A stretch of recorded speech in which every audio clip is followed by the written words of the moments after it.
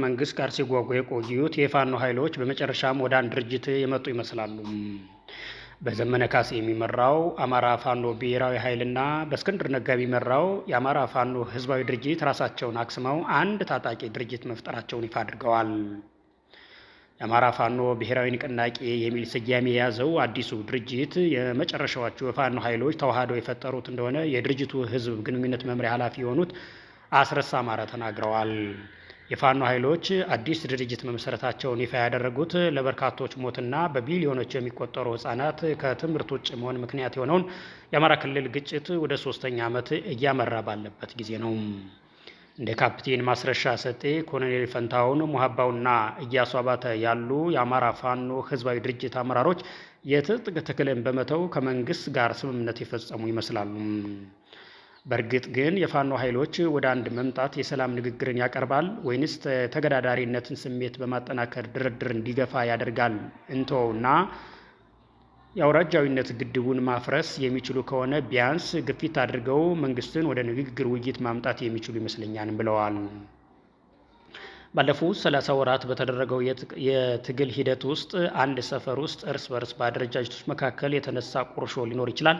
ከአውራጃ ወደ አውራጃ ግን አንድም ጥይት ተተኩሶ አያውቅም፣ አንድም ግጭት ተነስቶ አያውቅም ሲሉም ተከላክለዋል። የድርጅታችን መሰረት ይህንን አውራጃዊነት የፖለቲካ እንቅስቃሴ እንዲደረግ ሲሰሩ የነበሩ ግለሰቦች ያሳፈረና ያንን አጀንዳ የዘጋ ነው ብለን እናምናለን ሲሉም በአጽንኦት አንስተዋል። የምስራቅ አፍሪካ በይነ መንግስታት ድርጅት ኢጋድ፣ የአፍሪካ ህብረትና የአውሮፓ ህብረት ልዑካን ካለፈው ዓመት ጥር አንስቶ በአማራ ክልል የሚንቀሳቀሱት የፋኖ ኃይሎች ከመንግስት ጋር ለማደራደር እንቅስቃሴ ሲያደርጉ ቆይተዋል። የአማራ ፋኖ ህዝባዊ ድርጅትን ሲመሩ የነበሩት እስክንድር ነጋ ከተቋማቱ ልዑካን ጋር ንግግር መደረጉን ከዚህ ቀደም አረጋግጠውልናል። እስክንድር የሚመሩት ድርጅት አክስመው አዲሱን የአማራ ፋኖ ብሔራዊ ንቅናቄ መቀላቀላቸውን ገልጸው ይህ ከመሆኑ አስቀድሞ ግን ቢያንስ 3 የአማራ ፋኖ ህዝባዊ ድርጅት አመራሮች የትጥቅ ትግል በመተው ከመንግስት ጋር ስምምነት ፈጽመዋል። ስምምነቱን ከፈጸሙት አመራሮች አንዱ የሆኑትና የድርጅቱ ወታደራዊ አስተዳደር መምሪያ ኃላፊ እንደሆኑ የተገለጹት እያሱ አባተ የአማራ ፋኖ ህዝባዊ ድርጅት በፋኖ ትግል ውስጥ ብቸኛው የመጀመሪያው ድርጅት ነው፣ ሁሉም ፋኖ ወክለን ነው ያለ ነው ሲሉ ተደምጠዋል። ይህንን ሂደት የተከታተሉት ዶክተር ዳንኤል ወደ መንግስት የተመለሱት አመራሮች በዚህ ስምምነት ሊጸኑ የሚችሉ ቢሆንም በትጥቅ ማስፈታትና መልሶ ማዋሃድ ሂደት ውስጥ የሚያልፉ ታጣቂዎች ባሉበት ይቆያሉ የሚል እምነት የላቸውም።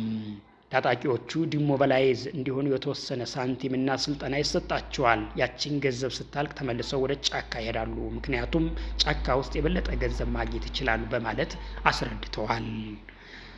የትግራይ ጦርነት በማሳያነት የሚጠቅሱት ተመራማሪው ጦርነቱ እስከ ደብረ ሲና እስከሚደርስ ባለው ጊዜ ውስጥ የተከፈለው ሰብአዊና ቁሳዊ ዋጋ የፌዴራል መንግስቱን አቅም እንዲሟጥጥ እንዳደረገም ይጠቅሳሉ። በትግራይ ኃይሎች በኩልም የመጨረሻው ሞት እንደነበር አስታውሰዋል። በሁለቱም በኩል የነበረው መዳከም የዓለም አቀፉ ማህበረሰብ ካደረገው ጫና ጋር ተዳምሮ ተፋላሚዎቹ ወደ ድርድር እንዲመጡ ማድረጉን አብራርተዋል። የዚህኛው ግን በፋኖ በኩል እንደዚህ ማድረግ የሚችሉ አይመስለኝም ያሉት ተመራማሪው አሁንም አጥቅቶ መሸሽ፣ የደፈጣና ድንገተኛ ጥቃት የመፈጸም አንዳንድ ኢላማ ያላቸው ዘመቻዎችን የማድረግ ነገር ይኖራል ብለዋል።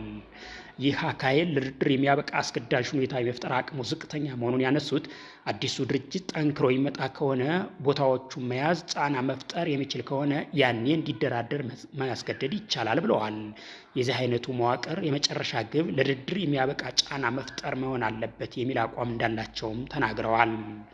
በአጠቃላይ ግን የፋኖ ኃይሎች በአንድ መዋቅር ስር መደረታቸው ድርድርን በተመለከተ በጋራ እንዲወስኑ እንዲሁም በጠንካራ እዝ ሰንሰለት ውሳኔውን ወደ መደበኛ ተዋጊ ማውረድ እንዲችሉ እድል እንደሚፈጥርም አመላክተዋል።